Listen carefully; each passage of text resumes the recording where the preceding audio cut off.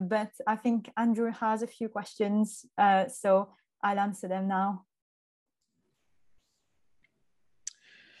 Hey, Laura. We do indeed have quite a few questions that have been asked through this and ones that we could probably touch on.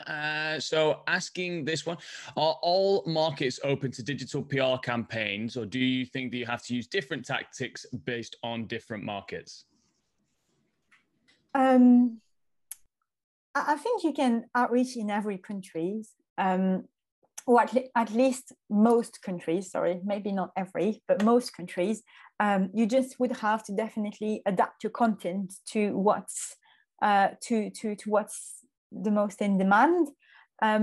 However, I would also advise about like talking to like journalists or PR in the country, because for example, in the UK, you are quite used to having journalists that are used to work with PRs, whereas like we face that working in Germany, for example.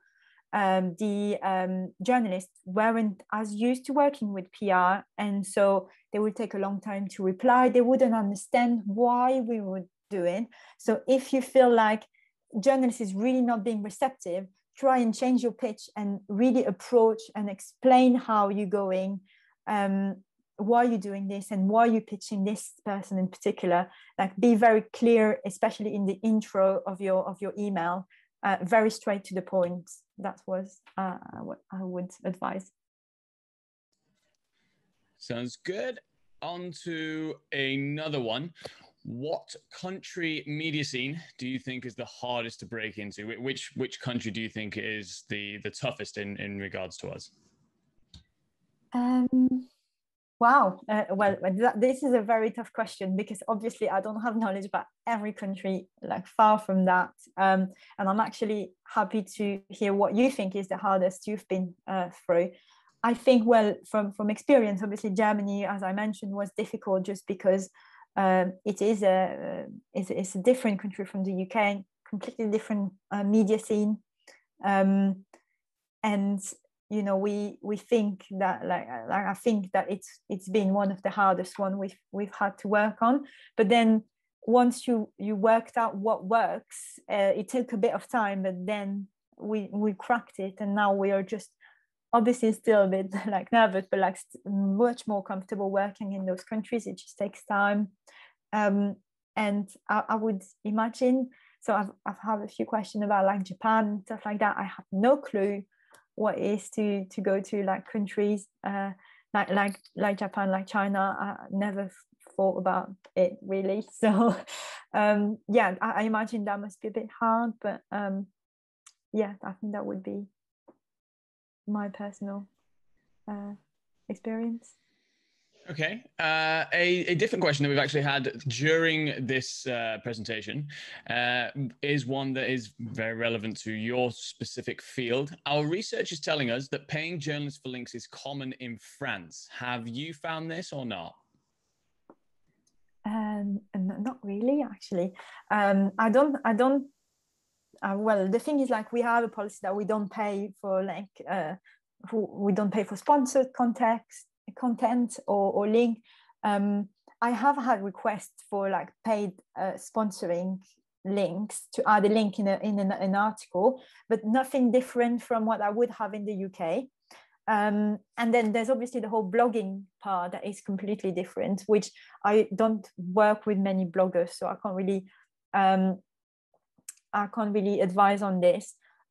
What I can say though is that I think if you produce content that's good enough to get a link in, to give the journalist the will to actually show the platform to their audience, because that's what usually is the reason why journalists link to your piece, is because it's good enough content that it's worth a link.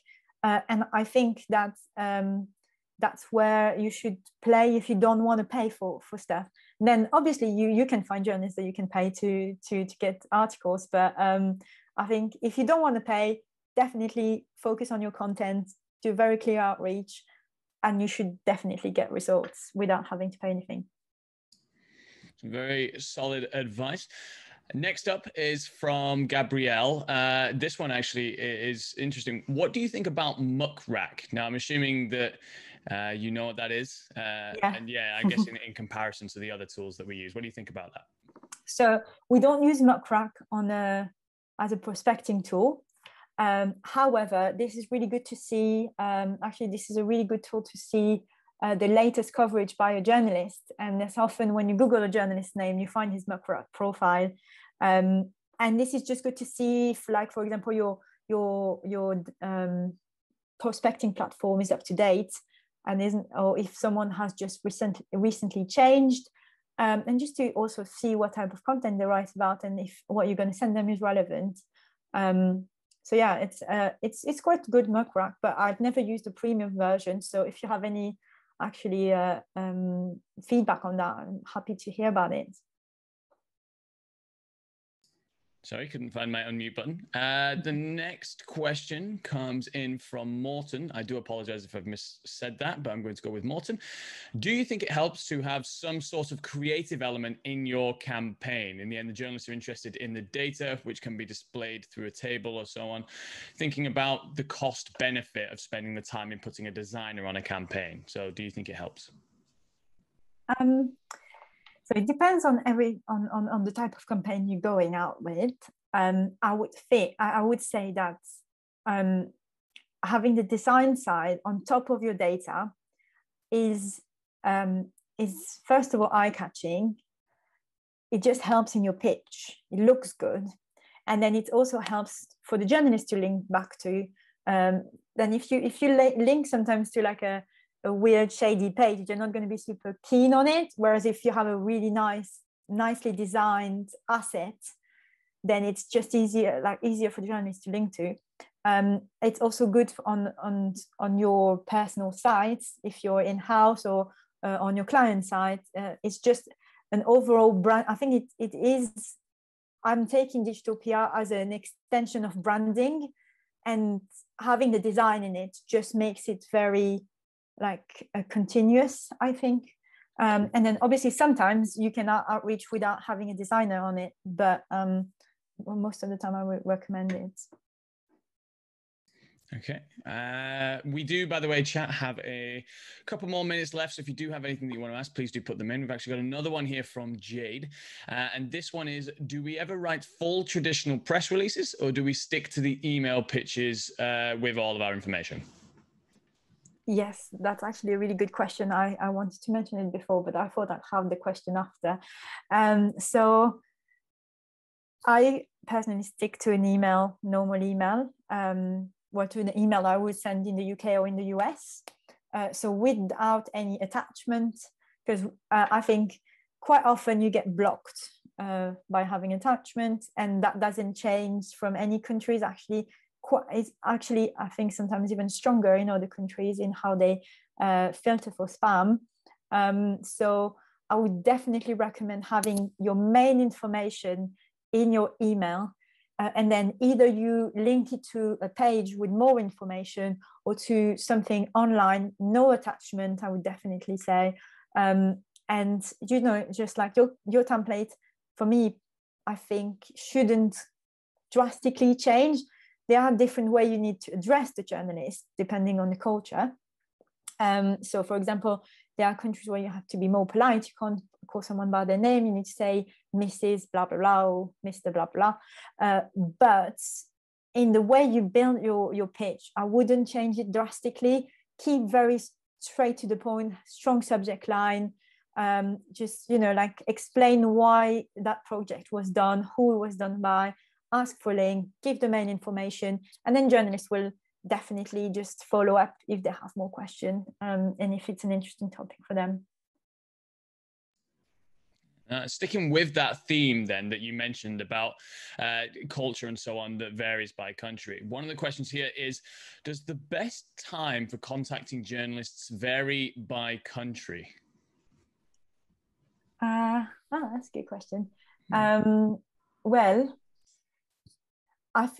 I've personally, I think mornings still work the best everywhere. Well, from what we've tried, I do think though that if you have a strong story, the time you send it, it doesn't matter that much.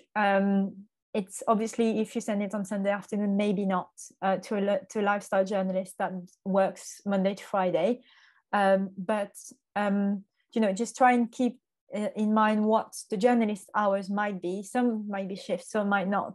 But even if there's a shift, if you send it at 11 a.m., like that's also something to keep in mind. 11 a.m. for you, for them, like the time difference is something to keep in mind. If you're based in the UK and you're doing outreach somewhere else, so for example, I do outreach in France, I always have to keep in mind that I can't really outreach at 5 p.m. because it's 6 for them. Definitely the day's over most of the time, especially in France.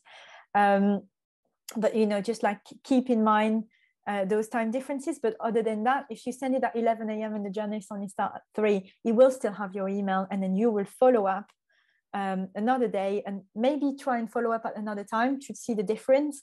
But yeah, I'm a bit flexible on time, to be honest. Okay, and possibly our final one then, as we are getting right towards the end of the evening. I apologize if you can hear the train outside. It makes a lot of noise all the time.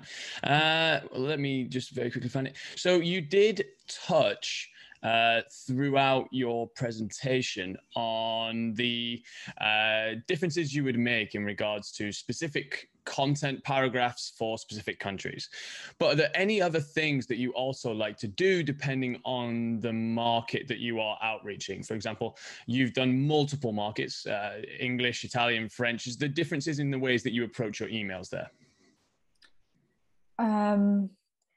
Yes, definitely. I think in France, I would definitely try and explain straight away what my content is about, just because there will straight away be skepticism about who you are and what you want.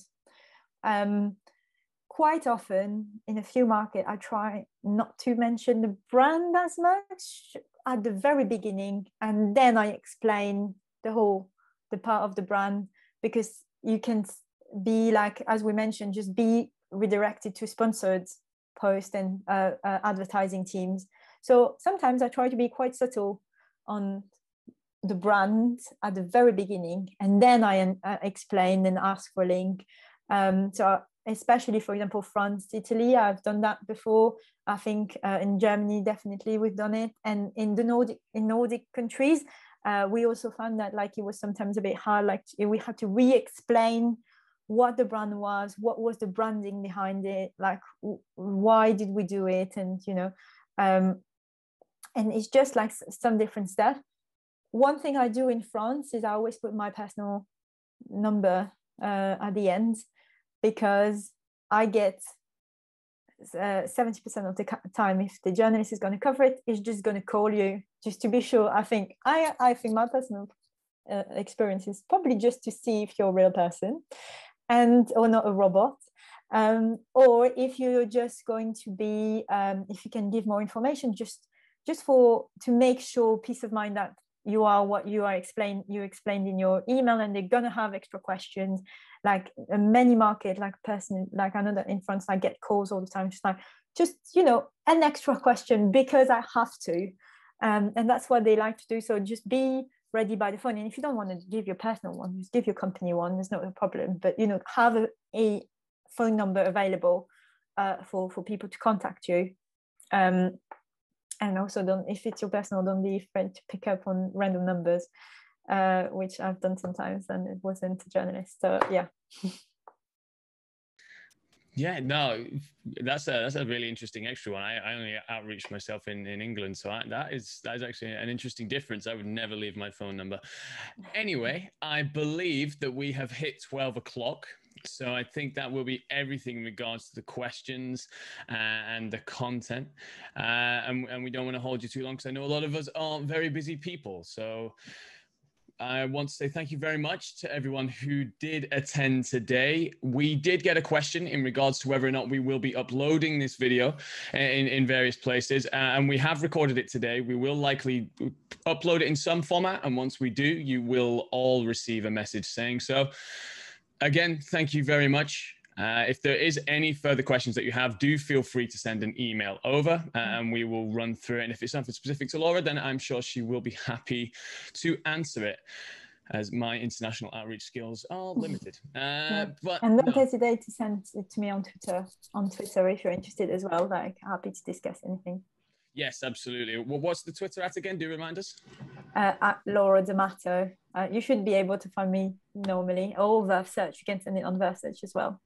Yes, indeed. And do feel free to use either of those. We're also on LinkedIn if you prefer that platform. But yeah, again, guys, thank you very much. We can see that people are starting to filter out. So I'm going to wish you a very happy Friday and a very good weekend. Take care, guys. I wish you all the best. Thank you for your time, everyone. Goodbye.